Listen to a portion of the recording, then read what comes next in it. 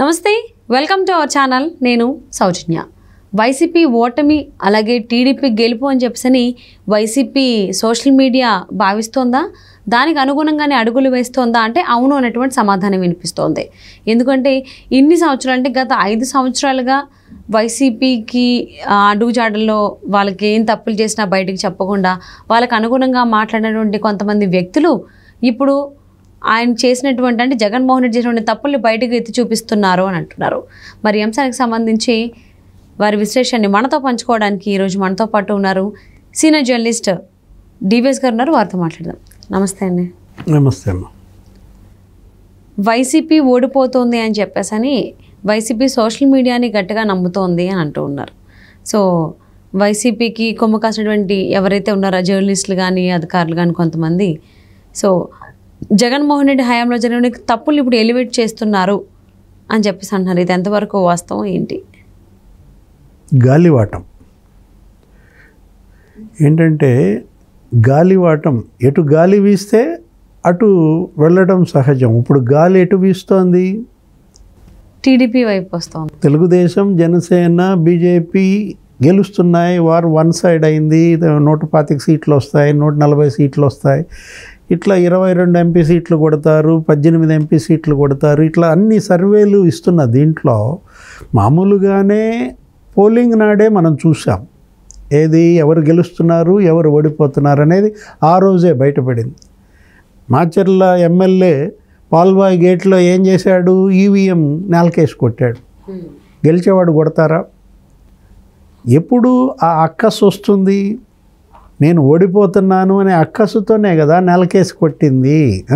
ఇప్పుడు అదే కాదు, అసలు సొంత పార్టీ వాళ్ళే తనను ఓడిస్తున్నారు అని రోజా గగ్గోలు పెట్టింది. ఏది నా పార్టీ వాళ్ళే నన్ను ఓడిస్తున్నారు అని. ఇప్పుడు అంబటి రాంబాబు ఆయన పోటీ చేసిన సత్తెనపల్లిలో 6 చోట్ల రీపోలింగ్ అడుగుతున్నాడు.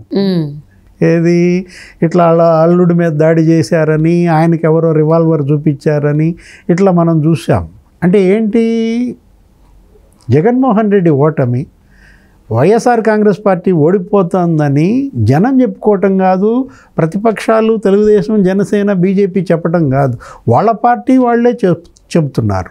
వాళ్ళ పార్టీ వాళ్ళ యొక్క చేష్టలే ఆ విధంగా ఉన్న దీంట్లో ఇప్పుడు గాలివాటం జర్నలిస్టులు వీళ్ళంతా కూడా ఏంటి సోషల్ మీడియా ప్లేట్ ఫిరాయించారు. వరుస పెట్టి జగన్మోహన్ రెడ్డి తప్పులే ఇవాళ వైఎస్ఆర్ కాంగ్రెస్ పార్టీ ఓటమికి కారణాలని మనం చూస్తున్నాం. ఆ జర్నలిస్ట్ సాయి ఆయన కూడా ఈ మధ్య వీడియోలన్నీ కూడా ఏంటి జగన్మోహన్ రెడ్డి తప్పులు వరుస పెట్టి ఏ విధంగా జరుగుతున్నాయి, ఎందుకు ఈ పరిస్థితి వచ్చింది, ఆ ల్యాండ్ టైటిలింగ్ యాక్ట్ ఎవడిచ్చాడు ఆ సలహా, జగన్మోహన్ రెడ్డి ఫోటో పాస్ పుస్తకం మీద పెట్టమనే సలహా ఇచ్చిన సన్నాసివాడెవడు, ఇలాంటివి చెబుతూ అంటే ఇవే జగన్మోహన్ రెడ్డి ఓటమికి కారణమయ్యాయి. ఏది అమరావతిని చంపేసేయటం లేదు, 3 రాజధానులు అనే ఒక నినాదం తీసుకొచ్చి అదో పెద్ద సిద్ధాంతంగా చేసి చివరికి అటు విశాఖపట్నంలోనూ ఓట్లు పొందలేని పరిస్థితి. ఇవాళ విశాఖపట్నంలో అన్ని సీట్లలో వైసీపీ ఓడిపోతుంది. మరి నిజంగా మీరు అక్కడ రాజధాని తీసుకొస్తున్నాను, నేను ఇక్కడే ప్రమాణ స్వీకారం చేస్తాను అని అనుకున్నప్పుడు అక్కడ గెలవాలి కదా. అలాంటిది విశాఖపట్నంలోనే అన్ని సీట్లలో వైసీపీ ఓడిపోయే పరిస్థితి వచ్చిందంటే కర్నూలులో న్యాయ రాజధాని అన్నారు. కర్నూలుకి ఏమన్నా మీరేమన్నా వరాలు ఇచ్చారా? అక్కడేమన్నా అభివృద్ధి చేశారా? అక్కడేమన్నా కట్టుబడి చేశారా? రోడ్లు వేసారా? అంటే ఏమీ లేని పరిస్థితి. రాయలసీమలో 52 సీట్లకు 49 సీట్లలో గెలిపించారు. కేవలం 3 సీట్లే తెలుగుదేశంకి ఇచ్చింది. అలాంటి రాయలసీమని ఎంత బాగా ఈ 5 ఏళ్లలో అభివృద్ధి చేయాలా? అది చేయకపోగా కేవలం ఏంటంటే బటన్లు నమ్ముకుని నేను బటన్ నొక్కాను, ఈ పేదల ఖాతాల్లో వేశాను, వీళ్ళే నన్ను గెలిపిస్తారన్న అతి విశ్వాసంలోకి వెళ్ళిన జగన్మోహన్ రెడ్డి ఆయన కూర్చున్న చెట్టు కొమ్మ ఆయనే నరుక్కున్నాడు. వైఫల్యాలే ఇవాళ జగన్మోహన్ రెడ్డికి ఈ పరిస్థితి అన్నమాట. ఒక అద్భుతమైనటువంటి అవకాశాన్ని చేజార్చుకున్నాడు జగన్మోహన్ రెడ్డి. ఇప్పుడు ఇవాళ ఏదో విధంగా మైండ్ గేమ్ ఆడుతున్నారు. ఏంటి? విశాఖపట్నంలో ప్రమాణ స్వీకారం చేస్తాను నేను, అక్కడేదో విశాఖపట్నంలో ఆ హోటల్ రూమ్స్ అన్ని బుక్ చేసేసినట్టు 9వ తారీఖు ప్రమాణ స్వీకారం అని రకరకాలుగా మైండ్ గేమ్ ఆడుతున్నారు. ఇప్పుడు అక్కడ విశాఖలో 5,000 గదులు ఏమో ఉంటే ఆ హోటల్స్ అన్నిటిలో 9వ తారీఖు అది బ్లాక్ చేసేసారంట. ఓకే, అంటే ఏంటి, అక్కడ మొత్తం వైసీపీ ఎమ్మెల్యేలు లేకపోతే లీడర్లు ఇట్లా బ్లాక్ చేశాము అనే పీపుల్ వదిలారు ప్రజల్లోకి. అంటే ఏంటి, ఏదో ఒక మొరాలిటీ బిల్డప్ అన్నమాట, విశ్వాసం పెంచే ప్రయత్నంగా కనపడుతుంది.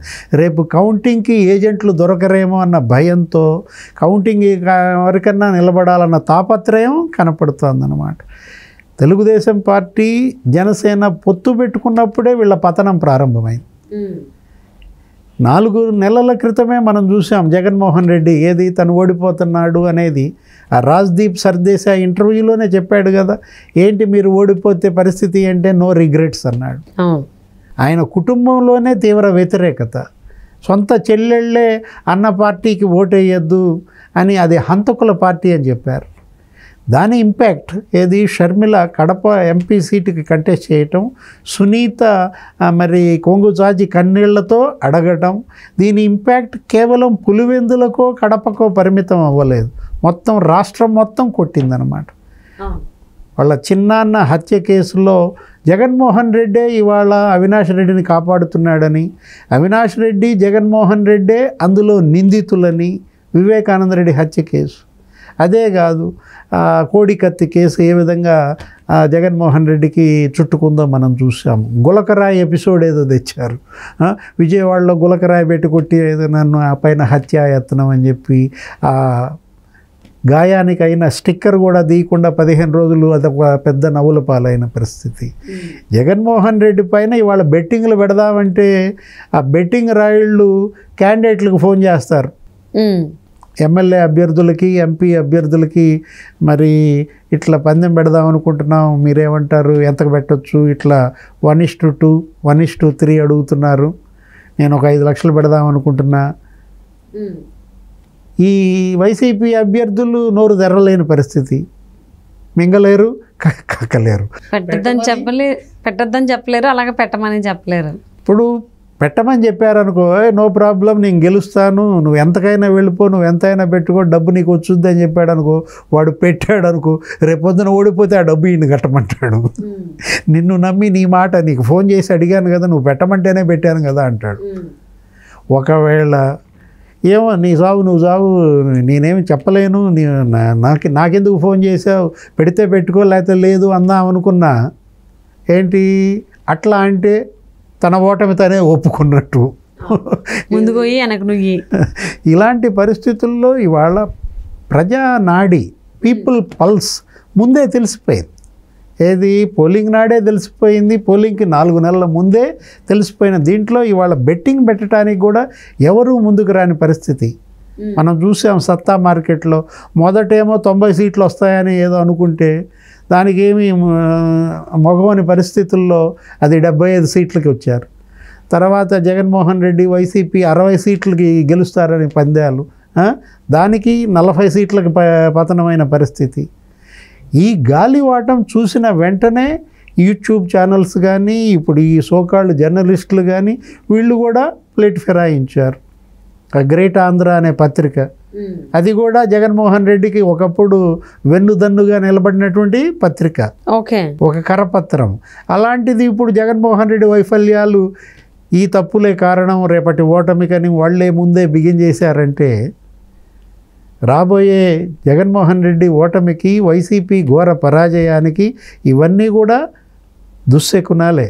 సో ప్రజల అంటే ఆంధ్ర ప్రజల పల్స్ ఏంటి అని చెప్పని ఈ జర్నలిస్టులకి వీళ్ళందరికీ తెలిసిపోయినట్టుంది. సో దానికి అనుగుణంగానే వేస్తున్నారు. సో ఎవరికి వాళ్ళు కాపాడుకోవడానికి ప్రయత్నాలు చేస్తున్నారు. ఈ 5 సంవత్సరాలు ఎవరికి ఎన్ని కొమ్ము కాసినా కానీ. సో మరి చూద్దామండి ఇలాంటివి ఇంకెన్ని బయటపడతాయో కౌంటింగ్ అయిపోయేలోపు. Thank you so much DVS garu. నమస్తే.